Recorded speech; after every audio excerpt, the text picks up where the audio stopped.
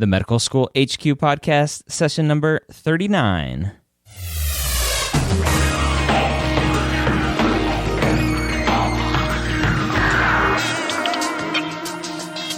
Welcome to the Medical School HQ podcast. This is the place to learn how to excel as a pre-med student, learn what it takes to survive medical school, and turn your dream of becoming a physician into reality. We're bringing you the most unbiased and accurate information available online today. My name is Ryan Gray, and I'm excited to host another great podcast for you today. And today I am back with Allison Gray. How you doing, Allison? I'm great. How are you? I'm good. I love we're getting a lot of good 5-star reviews in. We actually didn't get any new ones this week. We did get a new rating. We're up to 61 5-star ratings, but no new reviews. That's okay. But a lot of them, they mention Doctors Gray. I think that's kind of cute. Yeah. So thank you guys for these awesome ratings and reviews. Yeah. So if you haven't left a review for us, it's very easy to do so. If you're on an iOS device, you're using the Podcasts app, maybe. You can leave a rating and a review right in that app. If you're not using the Podcasts app, you can go to medicalschoolhq.net/iTunes, and that'll take you right to the page to leave a review and a rating. And we greatly appreciate that when we do. Through the power of ratings and reviews, we're more visible in iTunes. More students will be able to find us and use this information as you do. So hopefully you find us useful. 5-star rating would be great. So we got some news for you this week. If you haven't been to our website, if you just listened to our podcast, we actually relaunched the website this past week. And this is releasing August 21st, 2013. So earlier this week, we redesigned the website and launched it finally. And we moved it from more of a blog kind of layout where it's just post after post. And we tried to make it easier for you to navigate to the information that you need. And so you go to our homepage and you pick, I'm a pre-med student or I'm a med student. And from there, it breaks it down further. If you click on pre-med, then you can click on MCAT, you can click on picking a med school, and it will show you that relevant information that you're looking for. So hopefully you guys find that useful. If you have any feedback for us on the website, if you have any suggestions, any ideas, complaints, if you have any complaints, I don't want to hear it. But if you have any feedback, then just kidding. Anything is welcome. Feedback at medicalschoolhq.net would be great. And what's the other good news that we have? Oh, the Academy. So the Academy, we've talked about it before, once or twice. We're slowly working behind the scenes, having it we're paying a developer to put it together for us, and hopefully in the next couple weeks it'll be available. It's going to be what I hope to be a game changer in pre-med and med student advising. We get a ton of emails from students, and I love answering them, but it takes a lot of time, and it's one-to-one answers. I'm only helping one person at a time. So we're developing this community that will be unlike all the other communities out there. It'll be behind a membership wall, so you are going to have to pay something, but it's going to be small. But the community is going to be non-anonymous. You're going to be using your real names, and you're going to start forming relationships with your peers, with other med students, with other pre-med students. You're going to have physicians in the forums answering questions. You're going to have test prep companies in the forums answering questions. You're going to have access to office hours where we'll have some frequency of webinars or meetups, Google Hangouts or something, to where everybody can call in, ask some questions live, get immediate feedback, immediate answers. And I think for the majority of pre-med medical students out there looking for answers, this is your solution. We're also going to have training videos available for you guys in all different domains, depending on what stage of the process you're at. And we're really excited about that part of it too.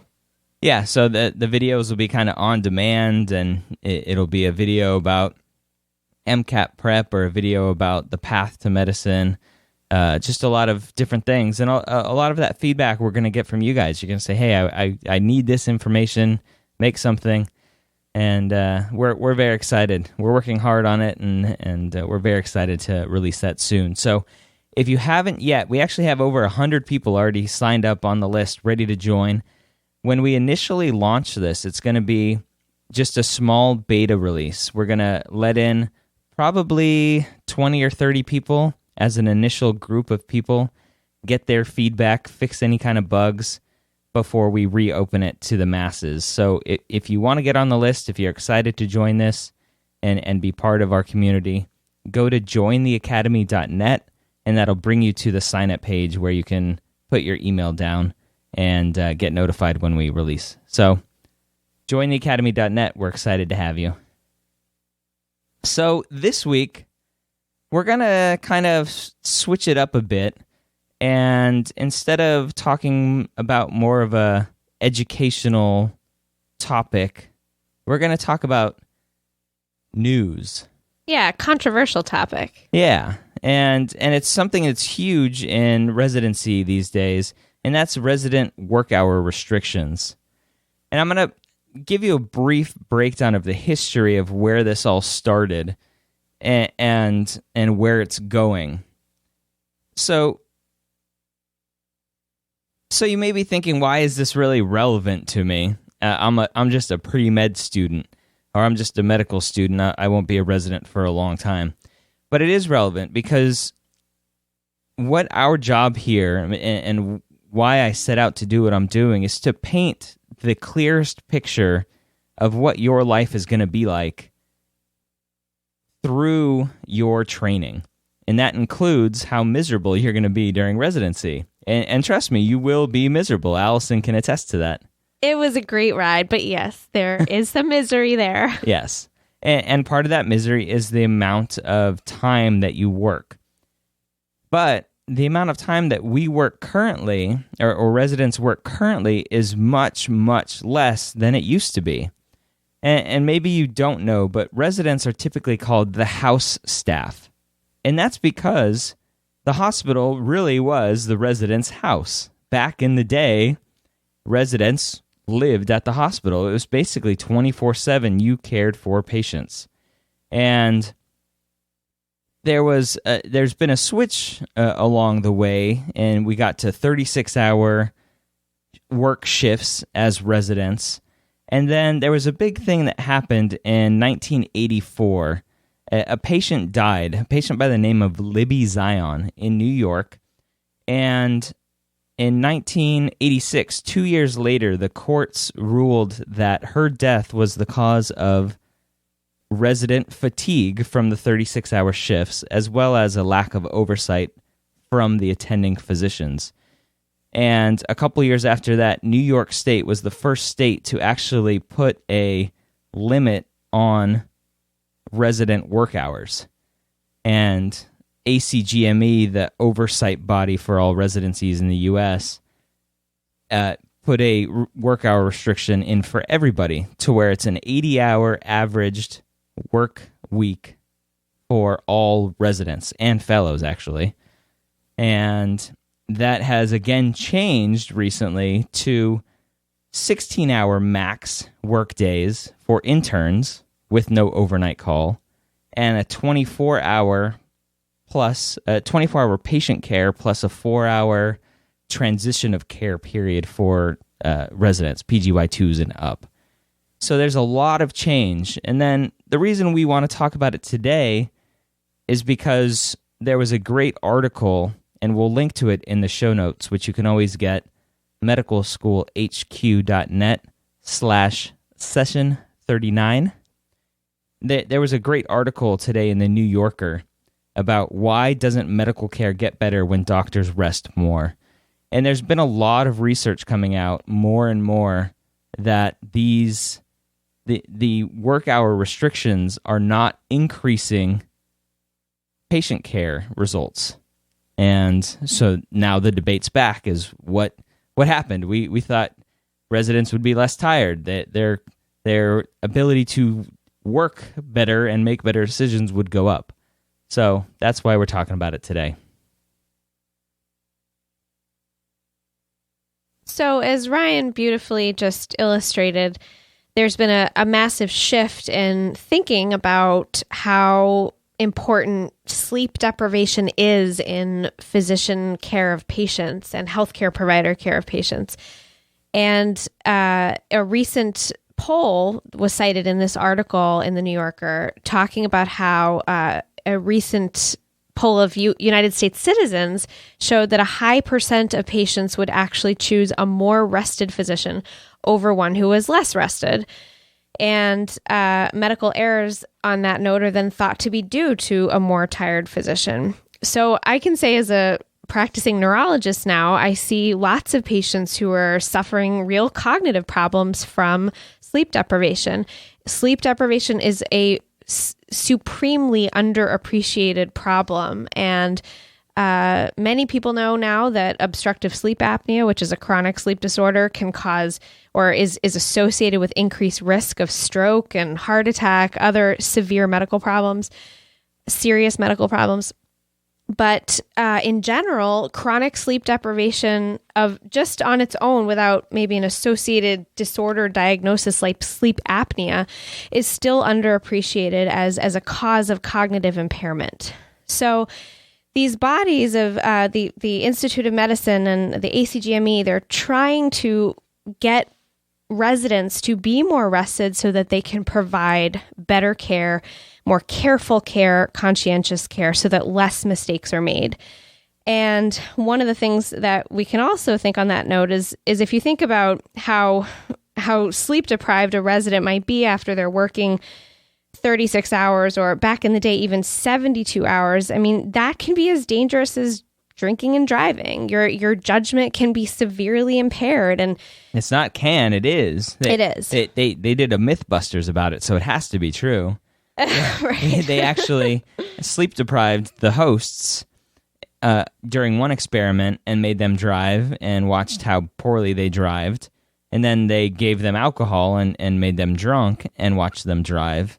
And it was, I think the sleep deprived actually did worse on the driving tests. Yeah, and it's not surprising. And I even think back just after working a 32-hour shift back in residency and driving home and literally falling asleep at the wheel and how dangerous that was, and hearing about residents who'd had driving accidents and other problems. And that's after just 30-something hours. And I just think back hearing about the mentors who trained me and how they would literally work 72 hours in a row. I had one attending physician who told me that after a 72-hour shift, he came out to the parking lot to find his car, and he literally had no idea where it was. Now, I suffer from that problem after 8 hours of sleep on a good night, but for most people, that's a serious problem. He literally paced around the parking lot for many, many hours. He had no idea where he had parked his car.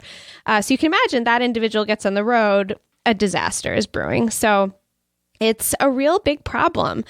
And what's been so interesting is how, as Ryan said, this is starting to swing back. That really, yes, sleep deprivation is a huge risk factor in residents and other physicians making errors in patient care, but maybe that's not the whole story. So we also want to talk a little bit more then about, what are the consequences of these changes? Why is the balance sort of swinging back in the other direction now? So what do the decreased number of hours that you're allowed to work as an intern mean? Well, first thing, it means more handoffs. So Ryan, tell us, what is a handoff? So a handoff is when the quarterback hands the ball to... Okay, a wrong sport. Oh, sorry. It's football season. I can't help it. So a handoff, a patient handoff is when a physician that is currently working in the hospital hands off the patient and patient care to the physician that's coming in to take over for that patient and replacing that physician, so that physician can now go home and sleep.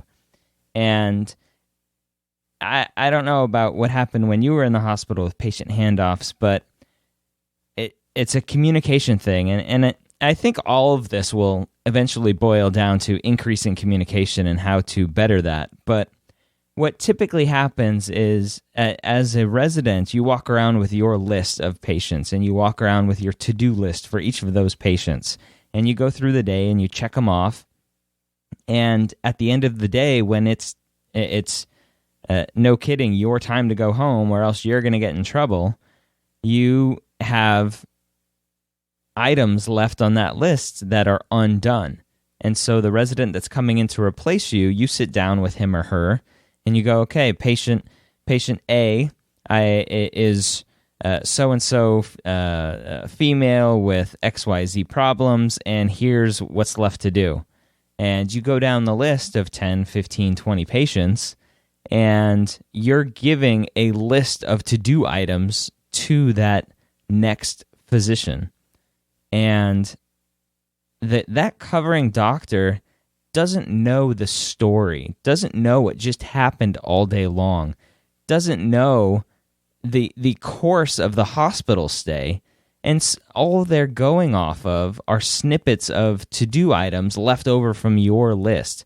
And they don't necessarily know why they have those to-do items. They don't know a lot.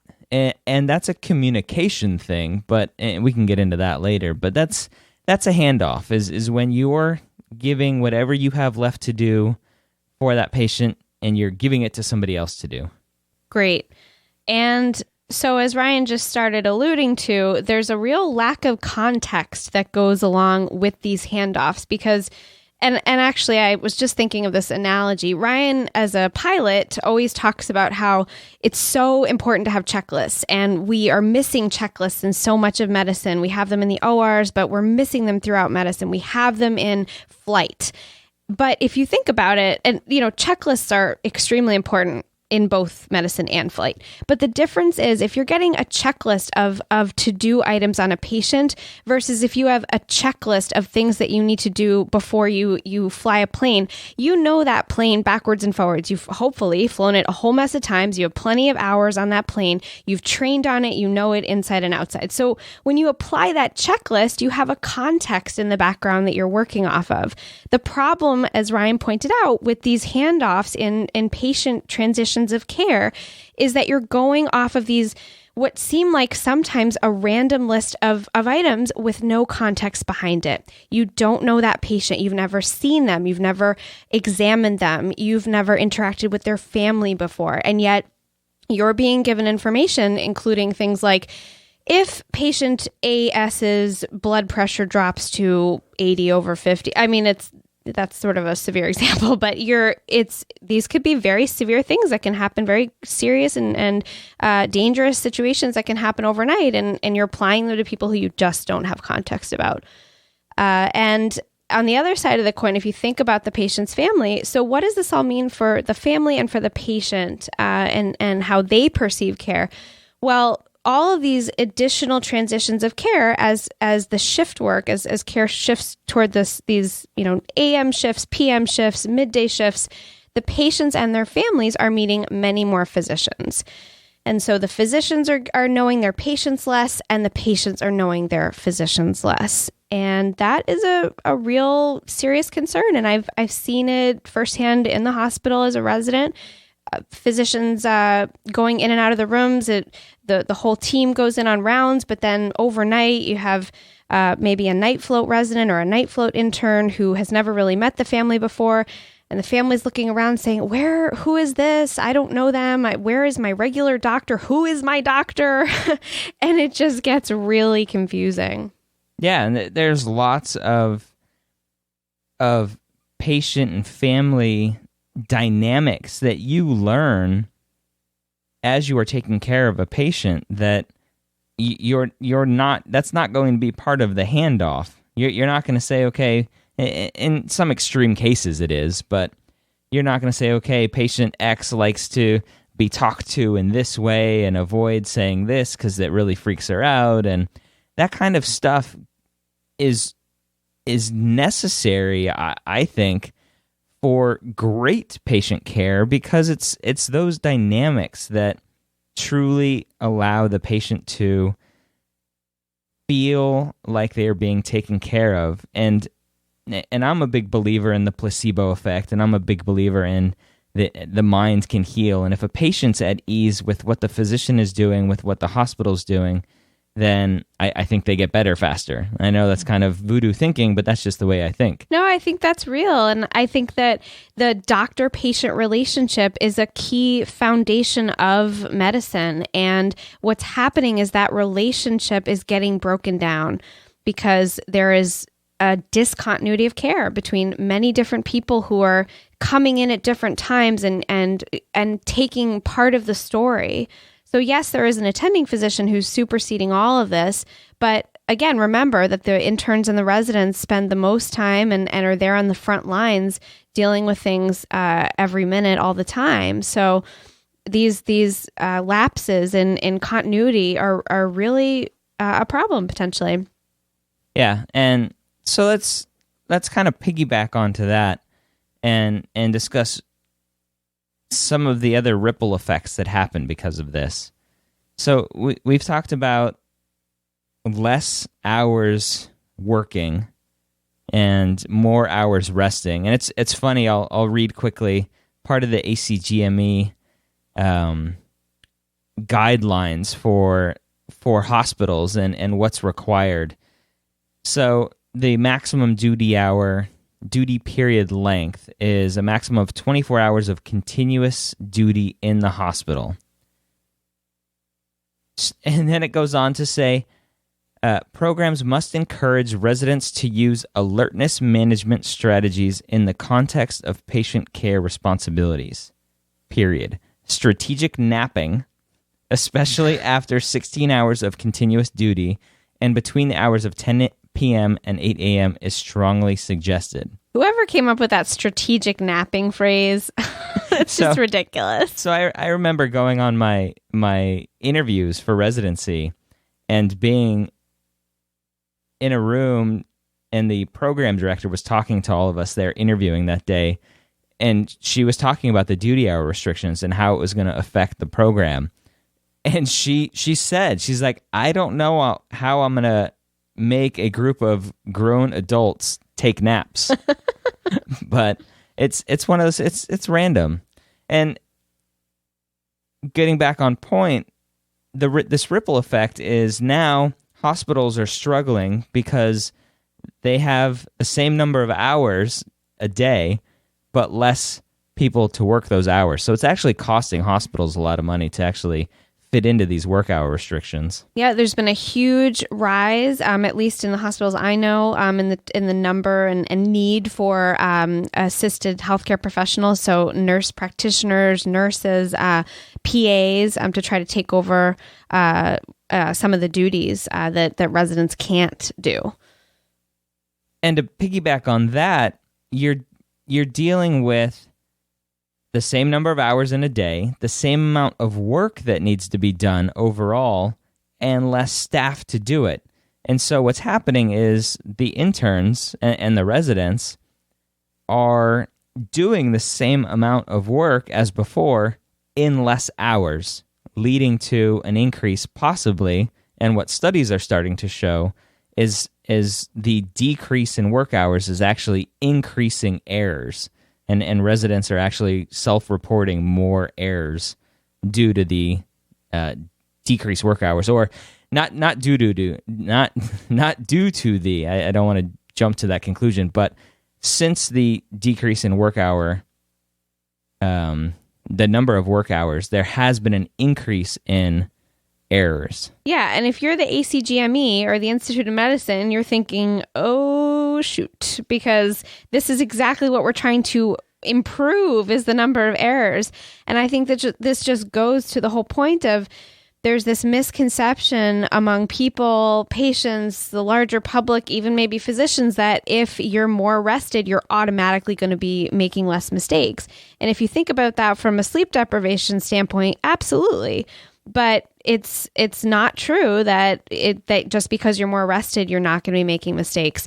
And again, I think that the biggest issue there is just that lack of context, that lack of being fully aware of what's been going on with your patient throughout their stay, and really fully understanding who they are, what's been going on, and who their family is, all the different components that go together. I really have to say, I witnessed this firsthand. We would have a night float, and a night float means literally someone who's working at night, intern who would come in and try to pick up the service. And there's so much that happens in a period of a 24-hour period in a hospital when you have a busy inpatient service. And that intern is coming in, and you could just see the fear in his eyes. He's a very competent physician, but you could just see, and I'm not picking out one person in particular, but this just struck me and just reminds me. He was afraid, you could tell, because he's picking up this enormous amount of responsibility and trying to hear from 4 or 5 people who are signing out to him about everything he's supposed to do. And he hasn't even been in the hospital for over 24 hours. He's been sleeping, and now he's back after his rest. And it's an enormous amount of responsibility. So think about how easy it is to make a mistake just because you're not aware of everything that you need to be, because all of that just can't get down in writing and be conveyed in a way that's going to prevent mistakes. Yeah, and I have this brilliant idea for an electronic medical record system that will automatically flag the important things that happen during the day and convert that into a patient handoff sheet. So basically a little robot to go around the team during rounds that will input all the information into the computer and give it to someone. That's a brilliant idea. Sure. We had those little robots at the VA, but they kind of only picked up blood. So maybe you can invent one, right? Okay. If anybody out there is listening that is a very good computer programmer, and I do computer programming on the side, and wants to go in on me with creating this wonderful idea, let me know. So what are some other consequences of the decreased work hours? So a big one that I have seen and that a lot of people are talking about is the change in education of residents, interns, and even medical students because of the change in work hours. So what I mean by that is interns and residents traditionally used to take overnight call. As we had said, that would mean they would take 24-hour or 24 plus 30-hour call, etc. And back in the day, more than that. So the physician who's now 60 or 70 years old, they would stay with a patient for several days. You can imagine they admit a patient with heart failure, and they literally see how that admission and how the case plays out, how things go for the patient, depending on what interventions they do, depending on just how that disease process manifests. They really follow out the course of the patient in the hospital, top to bottom, not necessarily start to finish, but a good, real glimpse as to how this disease process works. And what's changed then, if you look at our disease process and treatments and interventions, exactly. So then if you look at our generation of physicians, Ryan and my generation, we were in, as I said, a 30-hour roughly range of duty hours. And in that period of time, still, you admit someone with a diagnosis, you at least see to a certain extent how that will progress. And yes, you leave the next day and you come back, but you see a lot of it. You learn a lot. And the key thing there too, I want to convey, is the next morning on rounds, what happens? You talk about the case. You talk about how you met the patient, the history, the exam. You go through everything and your treatment plan. And the key thing is, what did you do? What worked? What did not work? How do you make it better? And let's learn more about the disease and the patient. And you would get that teaching from your junior residents, your senior residents, your fellows, and your attendings. So what's happening now? What's happening now is that in a 16-hour shift that an intern works, so okay, they come in, at 6 o'clock, 6 p.m.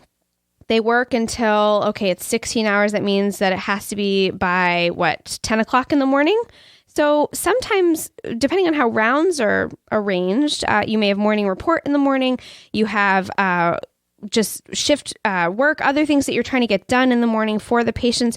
Your rounds are completely disrupted. And so when you're, as an intern, you're trying to learn about what happened to your patient and what you did well, what you didn't, and to really cement that disease process and how it works in your mind, that is just completely disrupted. You're losing out on the attending's expertise and their teaching. And what a shame that is, because that's the foundation of our medical training, and something which older physicians are really shocked and saddened, I think, about, and really also concerned. I remember reading an article months back about some older physicians now wondering, this new generation of physicians, are we even being trained properly anymore? Because we're not seeing the evolution of illness. Yeah. What's the ripple effect once the residents are out practicing? What's the error rate in attending physicians compared to before when they had the longer hours?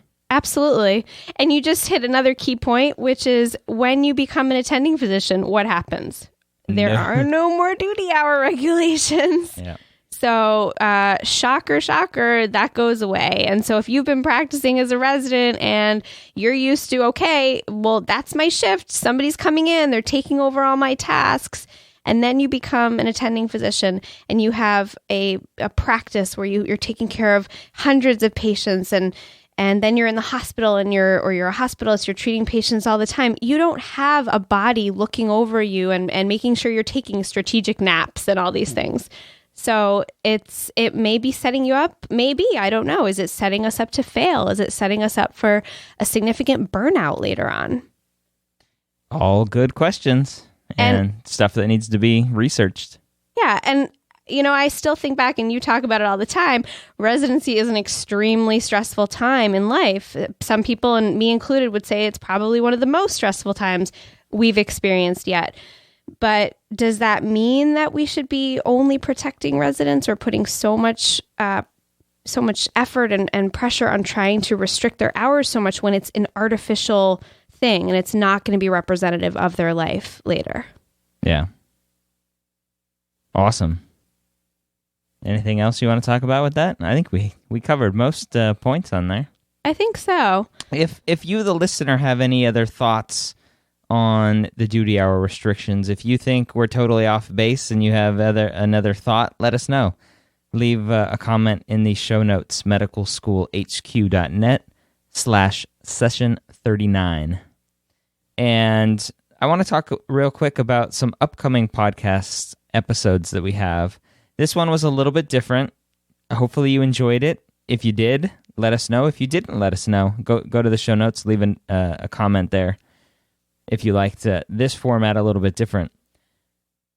I have a couple interviews coming up for you guys that I think you guys will like, and I want to tell you beforehand so you can go in and ask any kind of questions that you may have.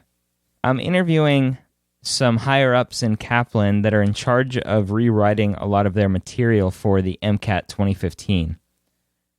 So if you have any questions, and I'm sure a lot of you out there do, about the new MCAT and the changes and how that affects you and the courses that you have to take and the studying that you have to do, go to medicalschoolhq.net/feedback and submit a question for the people at Kaplan for that podcast. So I have the Kaplan about the 2015 MCAT. I'm interviewing a current attending anesthesiologist about her path into medicine, and we'll talk to her about what she's doing now. And I was very interested in that because she had some struggles during her path, and I think that'll be useful for a lot of other med students and pre-med students. So an anesthesiologist. And then I also have Tony Suzhou coming back. Tony was on the podcast before talking about a lot of the financial aspects of medical school. He's the financial advisor at New York Medical College, where Allison and I went to medical school. Great guy. And he wanted to come back on, and I wanted to have him back on to talk about some of the repayment options and issues for medical students. So we're going to run through some case studies, I think, about what it's like to pay back $200,000 in student loans for different scenarios. So if you have any comments, if you have any questions for any of those people that we'll be interviewing, let us know. medicalschoolhq.net/feedback. So before we sign off, I just had one other tidbit, one statistic, which we wanted to share with you guys. And there was a recent study at Hopkins back in April, I believe. And the study was about, on this topic again, about duty hour regulations and how much time physicians are spending with their patients, residents specifically. And as Ryan was talking about before, because the duty hours have been shrunken, if that's a word, you're trying to accomplish more as an intern in a shorter period of time, the same amount of work, shorter period of time. So I just wanted to mention this to you guys because it's such a crazy statistic and it's just stuck with me and made me think. They talked about how medical interns on average, according to this study, are spending literally 12% of their time in a day examining and talking with patients. And guess how much time they're spending on the computer? 40%. How staggering is that? So if you're a pre-med out there and you're thinking about going to medical school, that is probably the last thing you want to hear after all of this hard work. You've mastered orgo and you've taken the MCAT and you're all set and you're going to med school. And now, oh my God, you're going to be spending 12% of your time with patients. How crazy is that? And the other thing you don't want to hear is that orgo's useless in medical school. Well, that's a whole separate topic. But anyway, so I just want to leave it with you guys, my perspective, which I don't know the answer. I think we brought this topic up because it's so controversial. It's such an important, hot topic right now and will affect all of you in your path to becoming physicians. So I think it's a really important thing for you to think about too. And we don't have the answers. I don't know what the solution is, but we're just trying to really give you both sides of the coin and let you then try to figure out what you think about it. All right. Thanks for that last little tidbit. So hopefully that you, the listener, got some valuable information and we were able to shine some light on all the news about resident duty hours. So hopefully you learned something. Hopefully it's something that as you progress through your training, you'll have a little bit better perspective, and hopefully you are part of the solution into fixing everything that's going on right now. So once again, thanks for joining us, guys, and see you next time here at the medical school headquarters.